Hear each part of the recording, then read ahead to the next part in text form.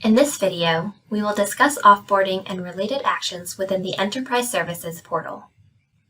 During this training, we will discuss separation types, review actions required by employees, managers, or HR professionals for each separation type, review lump sum payments, who is eligible for them, how they are initiated, and what lump sum payments look like from both the manager's and employee's perspective, discuss outstanding debts and how lump sum payments sometimes cover those debts, and temporary continuing coverage in FEHB.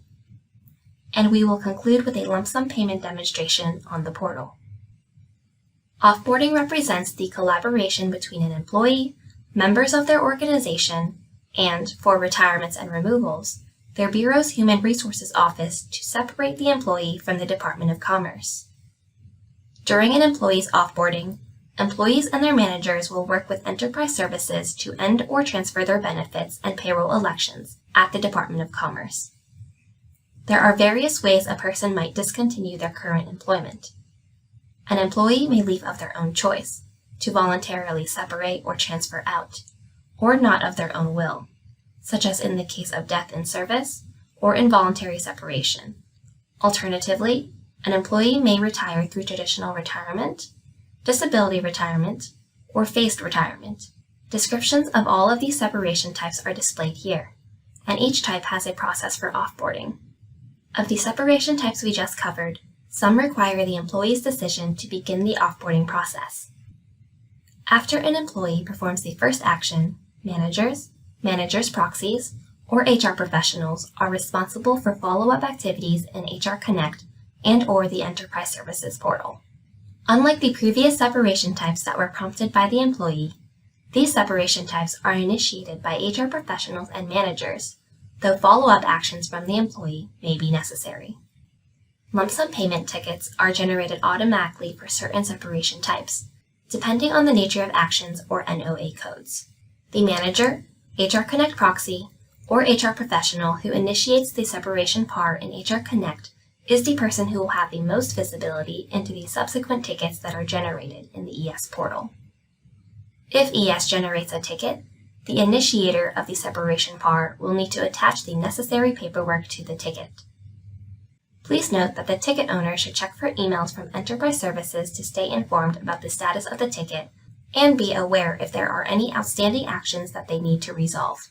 The more responsive the ticket owner is to ES notifications, the sooner the separating employee can receive their payment.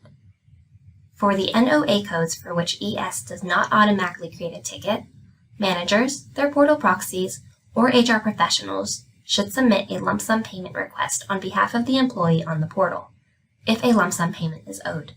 Additionally, managers or their proxies can submit a credit hours compensatory time payout request for the separating employee via the ES portal.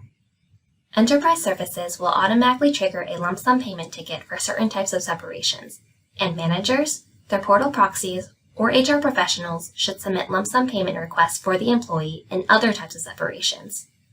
On the screen, you can see which separation types automatically trigger a lump sum payment. The employee's manager will notify the employee of their eligibility for a lump sum payment.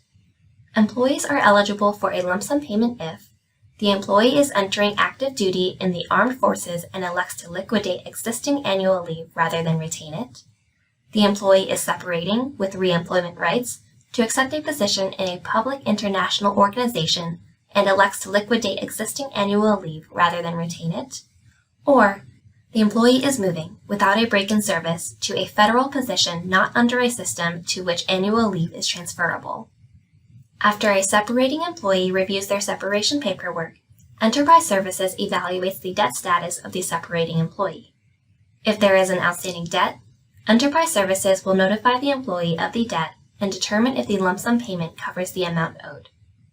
If the lump sum payment can cover the amount of the employee's debt, Enterprise Services will offset the lump sum payment with the amount of debt. The separating employee will receive the remainder of the lump sum payment. If the separating employee's lump sum payment cannot cover the amount of their debt, the separating employee will receive a notice directly from the National Finance Center, NFC, via U.S. mail of the outstanding debt balance. Separating employees can refer to the detailed instructions provided in the debt notice from NFC to repay the outstanding debt. If a separating employee is eligible for Federal Employees Health Benefits, FEHB, Temporary Continuation of Coverage, TCC, then they will receive information regarding the enrollment options when they receive their separation package from Enterprise Services. After reviewing the TCC options, if the separating employee would like to enroll in TCC, they need to complete Parts A through D and Part H of the FEHB form. They then need to submit it to Enterprise Services via a secure delivery method, for example, fax, US mail, or password-protected PDF via email, within 60 days after their separation from the department, or after receiving the separation notice, whichever is later. We will walk through how managers, their portal proxies, or HR professionals submit a lump sum payment request in the portal. Welcome to the Enterprise Services portal. Today we will walk through submitting a lump sum payment request. This action is performed by managers, their portal proxies, or HR professionals. To submit a lump sum payment request as a PP&B proxy, you will need to request the Bureau Manager persona. For more information on how to request these privileges, please see our Proxy and Account Management Knowledge article or Proxy and Account Management Micro-Training. As mentioned earlier, some lump sum payments are triggered automatically in the ES portal, such as resignations, removals, and most terminations. This demo will show the process of how a manager initiates lump sum payments for those that do not happen automatically.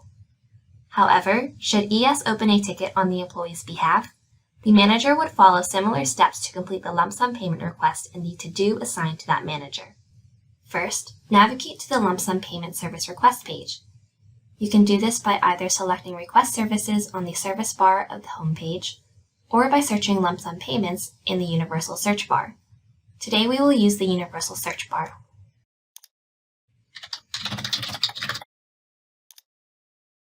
Here we have the Lump Sum Payment Service Request page. The manager will work with their employee to gather and complete the following documents. The first document is the Lump Sum Leave or Compensatory Time Payment, CD529. Coordinate with the employee to complete the form. The manager and employee may need to contact the budget office to complete the CD529. This form is required. Separation Clearance Certificate, CD126. This form is not needed if the employee is changing to a non-leave earning position. For all other situations, the manager will complete Section 1. Then, they will send the partially completed form to the employee and ask them to complete Sections 2 and 3, and to send the form back to the manager when complete. When the manager receives the form back from the employee, the manager will sign Section 4 and confirm that the employee has provided their personal email address in Section 3 of the CD126. On the request page, the manager will complete all required information and add a comment describing the request. First, I will select my role as a manager. Next, I will select who I want this request to be applied to.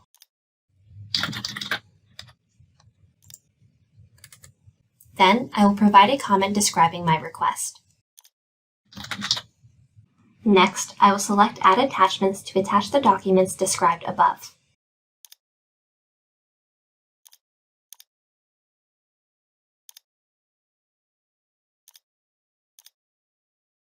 Select the box next to the text acknowledging that all required documentation is attached. Finally, select Submit to finalize the submission of your request. Once the request has been received, the manager will be notified that a ticket has been opened for them. For more detailed information about separations and their effects, please see our Offboarding Knowledge article. Additionally, you can find more detailed information about lump sum payments in the Lump Sum Payment Knowledge article. Thank you for joining us today.